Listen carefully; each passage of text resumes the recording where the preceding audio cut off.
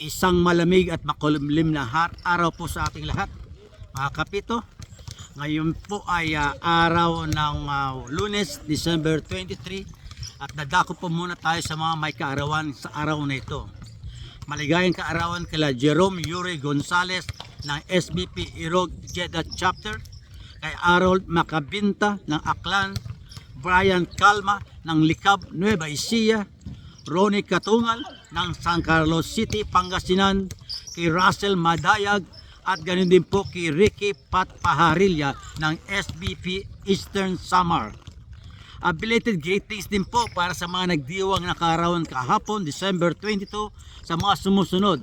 Kay Susan Perfecto, my sister-in-law na taga Barangay Arellano, Bobon, Northern Samar.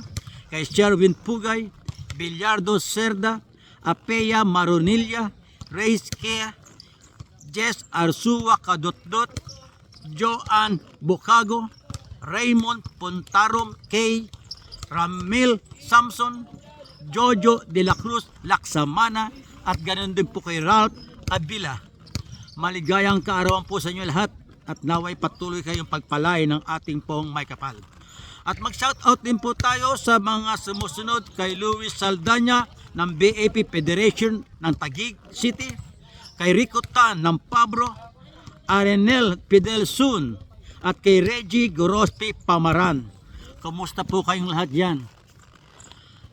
Tatalakayin po natin ngayon ang difference ng shot clock rule between ng throw-in at ng playing time. Bibigyan po natin ng oras with 5 seconds on the shot clock para mas maliwanag po. Ihimay-himayin po natin ang pagkakaiba ng may supporting article. Unahin po natin ang during throw-in with 5 seconds on the shot clock. During throw-in, the ball is alive but game clock is dead. Tandaan po natin, when the ball is at the disposal of a player throwing in, the ball is alive but the game clock is dead. After the throw-in, the ball touches the ring. After touching the ring, the ball remains alive and the game clock remains dead. Patay pa rin ng ang oras.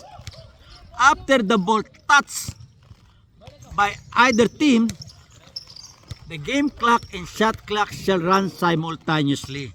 Doon po tatakbo ang oras, pati po yung shot clock.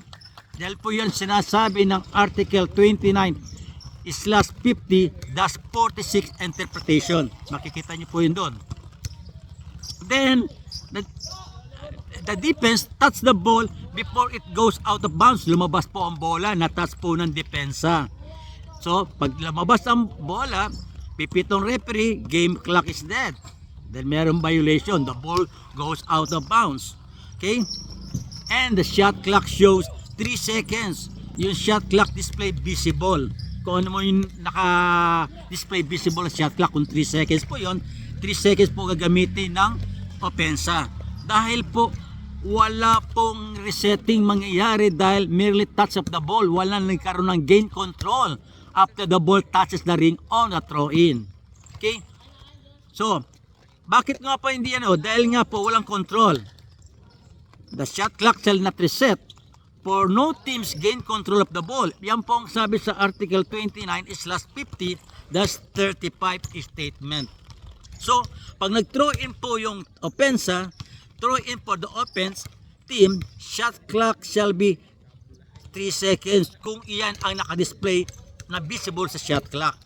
Dahil sabay tumakbo po ang game clock at ang shot clock dahil wala nagkaroon ng control. Paliwanag ko pa tayo doon. Ngayon dadako tayo doon sa during playing time with 5 seconds on the shot clock. Ibig sabihin naglalaro po sila. The ball is alive and the game clock is alive. Naglalaro sila sa loob ng court. Okay? The ball is alive and the game clock is alive. Nag-dribble, naglalaro. Then, on a pass or on a shot, the ball touches the ring. Sabi doon, ball and game clock remains alive. Yung bola at yung game clock, parehong buhay. See? Then, the ball was touched by either player. Pag sinabing either, defense or offense, touch po Game clock is still alive. But the shot clock is now non-functional. Bakit? tumama na po sa ring. So, wala pong magkakaroon ng shot clock violation pero wala pa pong resetting.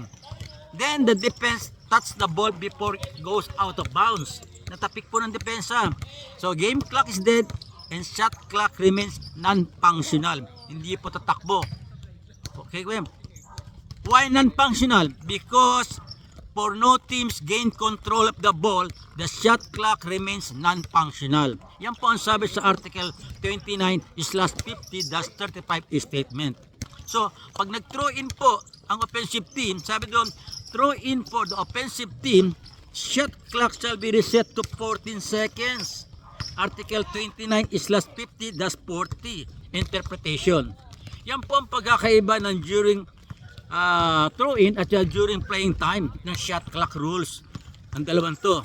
So, therefore, it concludes that the merely touching of the ball to the ring, whether on a pass or on a shot, when the ball is alive and the game clock is alive, does not mean to reset the shot clock. Okay? But rather to shows that there is no shot clock violation occurs.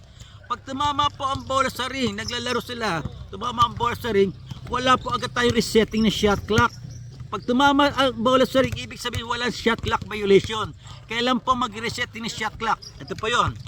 The resetting of the shot clock shall only start if either team gains control of the ball after the ball touches the opponent's basket. Doon lamang magkakaroon ng shot clock, tatakbo ang shot clock pag after the ball touches the ring, hindi tatakbo, non-functional shot clock. Pag nakuha ng isang team A or team B, may control, doon mag-i-start ang shot clock. Maliwanag dahil doon.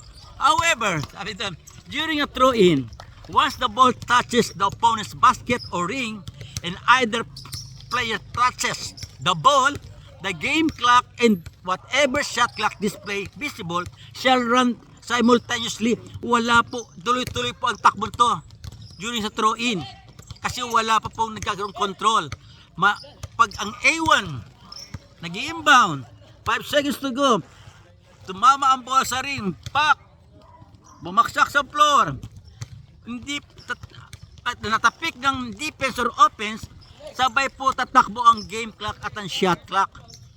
Hindi pa marireset. Marireset lamang yan pag ang team A nag-gain control niya ang bola. They have 14 seconds on the shot clock.